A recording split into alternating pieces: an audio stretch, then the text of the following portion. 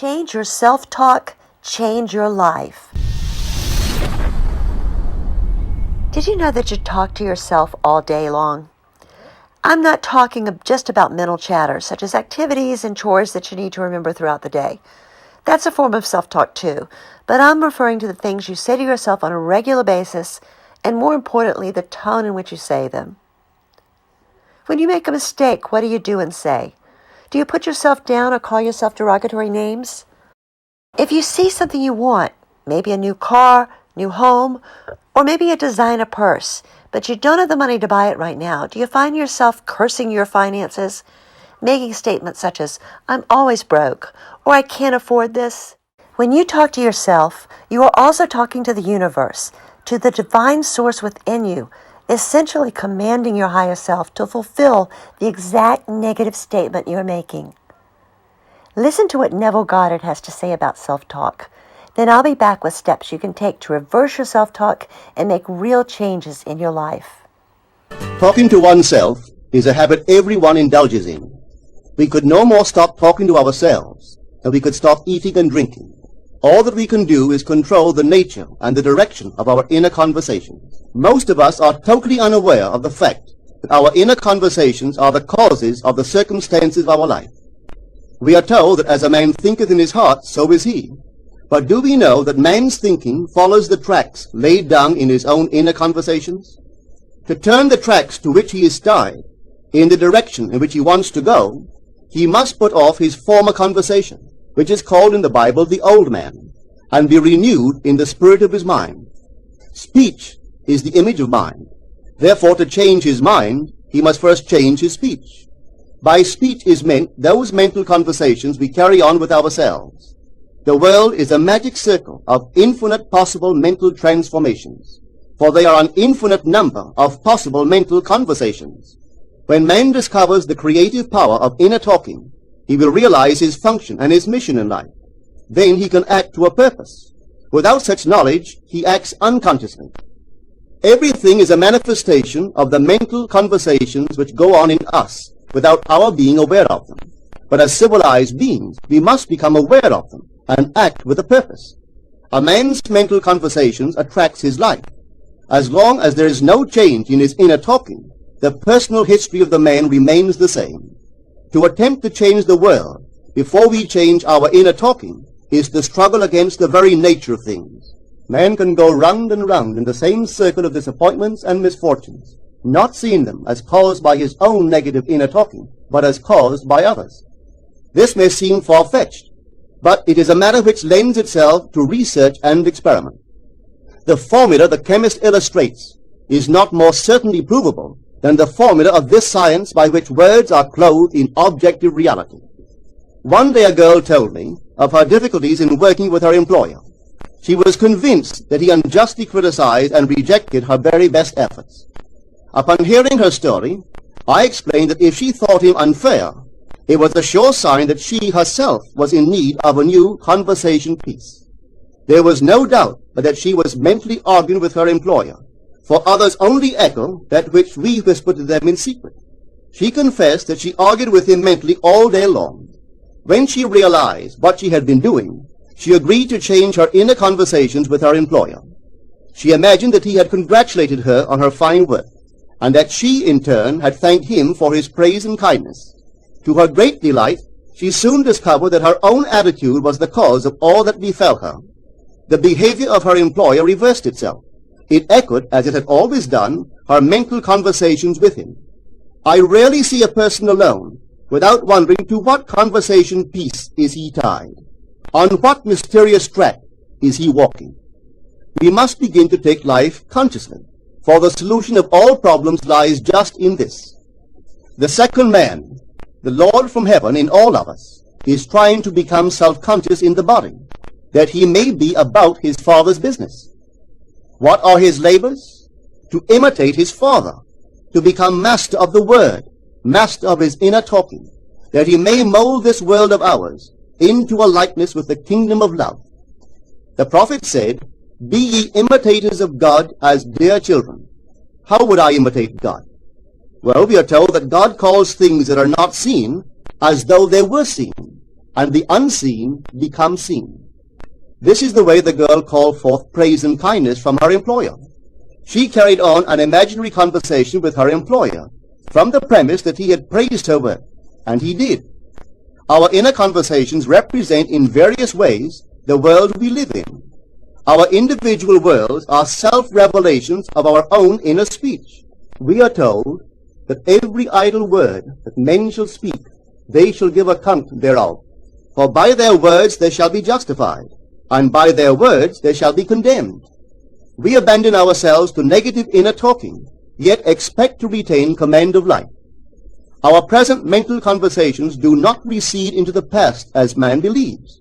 They advance into the future to confront us as wasted or invested words. My word, said the prophet, shall not return unto me void, but it shall accomplish that which I please, and it shall prosper in all the things whereto I sent it. How would I send my word to help a friend? I would imagine that I am hearing his voice, that he is physically present, that my hand is on him. I would then congratulate him on his good fortune, tell him that I have never seen him look better. I would listen as though I heard him. I would imagine that he is telling me he has never felt better, he has never been happier.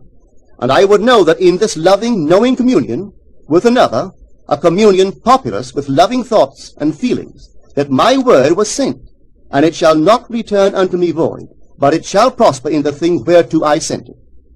Now is the accepted time. Now is the day of salvation. It is only what is done now that counts, even though its effects may not be visible until tomorrow. We call not aloud, but by an inner effort of intense attention. To listen attentively, as though you heard, is to create. The events and relationships of life are your word made visible. Most of us rob others of their willingness and their ability to be kind and generous by our fixed attitudes towards them. Our attitudes unfold within us in the form of mental conversations. Inner talking from premises of fulfilled desire is the way to consciously create circumstances. Our inner conversations are perpetually outpictured all round us in happenings. Therefore, what we desire to see and hear without, we must see and hear within. For the whole manifested world goes to show us what use we have made of the word. If you practice this art of controlled inner speaking, you too will know what a thrill it is to be able to say, and now I have told you before it come to pass, that when it is come to pass, ye might believe. You will be able to consciously use your imagination to transform and channel the immense creative energies of your inner speech from the mental, emotional level to the physical level. And I do not know what limits, if any, there are to such a process. What is your aim? Does your inner talking match it? It must, you know. If you would realize your aim, for as the prophet asked, can two walk together except they be agreed? And of course the answer is no, they cannot. The two who must agree are your inner conversation and the state desired. That is, what you desire to see and hear without, you must see and hear within. Every stage of man's progress is made by the conscious exercise of his imagination, matching his inner speech to his fulfilled desire. As we control our inner talking, matching it to our fulfilled desires, we can lay aside all other processes. Then we simply act by clear imagination and intention. We imagine the wish fulfilled and carry on mental conversations from that premise. The right inner speech is the speech that would be yours were you to realize your ideal. In other words, it is the speech of fulfilled desire. Now you will understand how wise the ancient was when he told us in the Hermetica, there are two gifts which God has bestowed upon man alone, and on no other mortal creature. These two are mind and speech, and the gift of mind and speech is equivalent to that of immortality. If a man uses these two gifts rightly, he will differ in nothing from the immortals. And when he quits his body, mind and speech will be his guides, and by them he will be brought into the troop of the gods and the souls that have attained to bliss. With the gift of mind and speech, you create the conditions and circumstances of life. In the beginning was the Word, and the Word was with God, and the Word was God. The Word, said Hermes, is Son, and mind is Father of the Word. They are not separate one from the other, For life is the union of word and mind. You and your inner talking or word are one. If your mind is one with your inner conversation, then to be transformed in mind is to be transformed in conversation. It was a flash of the deepest insight that taught Paul to write, "Put off the former conversation, the old man, which is corrupt, and be renewed in the spirit of your mind. Put on the new man." Put on the new man and be renewed in the spirit of your mind is to change your inner conversation, for speech and mind are one. A change of speech is a change of mind. The prophet Samuel said, "The Lord spake by me, and his word was in my tongue." If the Lord's word was in the prophet's tongue, then the Lord's mouth that uttered the word must be the prophet's mind. For inner conversations originate in the mind and produce little tiny speech movements in the tongue. The prophet is telling us that the mouth of God is the mind of man, that our inner conversations are the word of God, creating life about us as we create it within ourselves.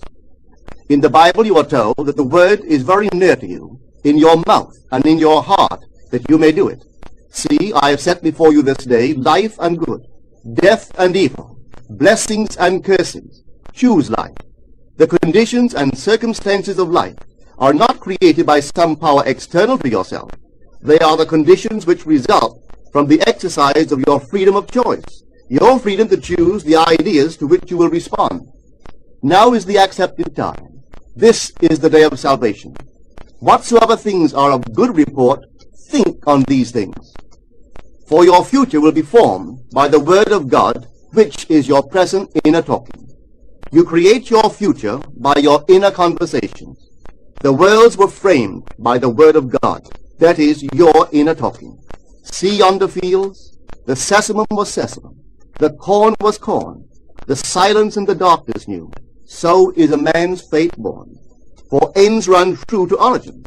If you would reap success, you must plant success. The idea in your mind, which starts the whole process going, is the idea which you accept as truth. This is a very important point to grasp, for truth depends upon the intensity of imagination, not upon facts. When the girl imagined that her employer was unfair, his behavior confirmed her imagination. When she changed her assumption of him, his behavior reflected the change, proving that an assumption, though false, if persisted in, will harden into fact. The mind always behaves according to the assumption with which it starts. Therefore, to experience success, we must assume that we are successful. We must live wholly on the level of the imagination itself, and it must be consciously and deliberately undertaken. It does not matter if, at the present moment, external facts deny the truth of your assumption. If you persist in your assumption, it will become a fact. Signs follow. They do not precede. To assume a new concept of yourself is to that extent to change your inner talking or word of God, and is therefore putting on the new man. Our inner talking, though unheard by others, is more productive of future conditions than all the audible promises and threats of men. Your ideal is waiting to be incarnated, but unless you yourself offer it human parentage, it is incapable of birth. You must define the person you wish to be, and then assume the feeling of your wish fulfilled, in faith that that assumption will find expression through you. The true test of religion is in its use, but men have made it a thing to defend. It is to you that the words are spoken.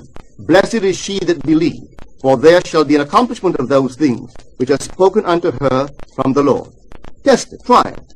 Conceive yourself to be one that you want to be, and remain faithful to that conception. For life here is only a training ground for image making. Try it and see if life will not shape itself on the model of your imagination. Everything in the world bears witness of the use or misuse of man's inner talking. Negative inner talking, particularly evil and envious inner talking, are the breeding ground of the future battlefields and penitentiaries of the world. Through habit, man has developed a secret affection for these negative inner conversations. Through them he justifies failure, criticizes his neighbors, gloats over the distress of others, and in general pours out his venom on all. Such misuse of the word perpetuates the violence of the world. The transformation of self requires that we meditate on a given phrase, a phrase which implies that our ideal is realized, and inwardly affirm it over and over and over again until we are inwardly affected by its implication, until we are possessed by it. Hold fast to your noble inner convictions or conversations. Nothing can take them from you but yourself. Nothing can stop them from becoming objective facts. All things are generated out of your imagination by the Word of God, which is your own inner conversation.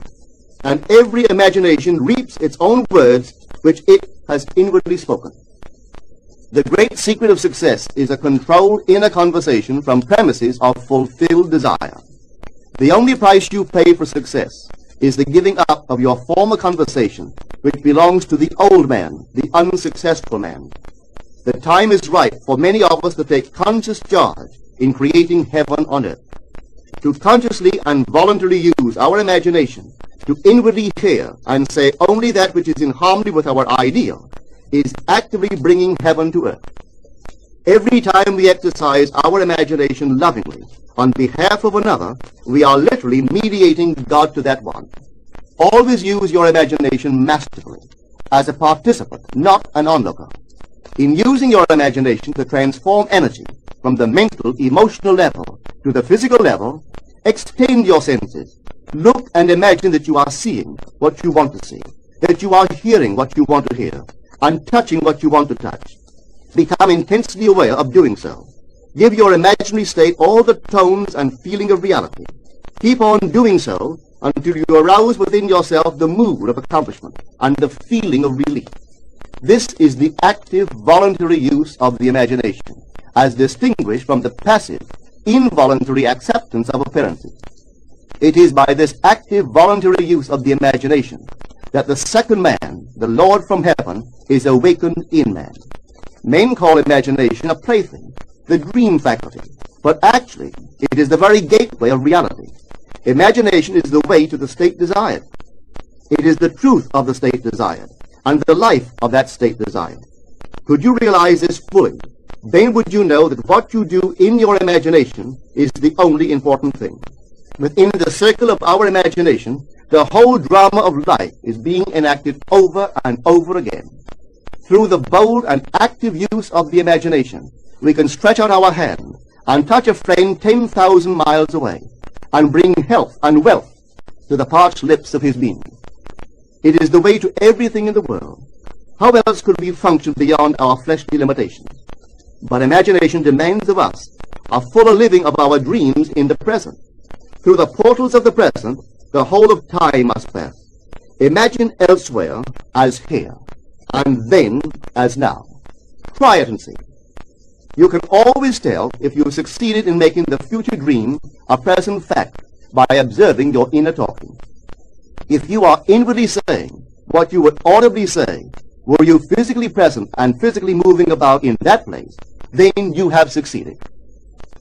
And you could prophesy from these inner conversations and from the moods which they awaken within you what your future will be. For one power alone makes a prophet, imagination, the divine vision. All that we meet is our word made visible, and what we do not now comprehend is related by affinity to the unrecognized forces of our own inner conversations and the moods which they arouse within us. If we do not like what is happening to us, it is a sure sign that we are in need of a change of mental diet. For man, we are told, lives not by bread alone, but by every word that proceeds from the mouth of God.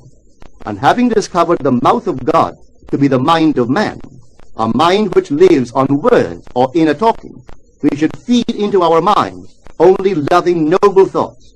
For with words or inner talking, we build our world. The good news is that you can change your self-talk anytime you want. The first step is to become aware of the tone of your messages and consciously replace them with positive statements of affirmation. Try these simple steps for starters. Step 1, develop awareness of your self-talk. It may take practice, but if you start listening to your inner voice, you'll begin to notice when you talk negatively to yourself. Step 2, Challenge the negative messages. When you notice yourself saying something negative, such as, "You're such a screw-up, you can't do anything right," stop yourself and challenge that belief. Is that really true? Maybe you mess up sometimes, but do you always mess up? Probably not. Step 3. Replace these negative messages with positive messages. When you realize you're saying unkind and untrue things to yourself, simply turn it around in your mind. Instead of saying, "I can't afford it," say, "I claim this as mine." If you still have doubts, say, "The timing isn't right today, but this will be mine." Step 4. Formulate 5 affirmations based specifically on countering your negative self-talk and write them down. You can write them in your journal, or you can write them on note cards to carry with you. Also, you can type them in a large font and print them to put on your vision board or tape to your bathroom mirror so you see them first thing in the morning and last thing at night. Step 5. Make sure you recite your affirmations at least 3 times every day for at least 30 days. Over time, your efforts will pay off in the form of stronger self-esteem and respect for yourself and your capabilities. You'll also be communicating with your higher self and divine source of all your abundance. Watch this video again and again as needed. Keep up the work for 30 days and let me know about your results. Peace, love, and light.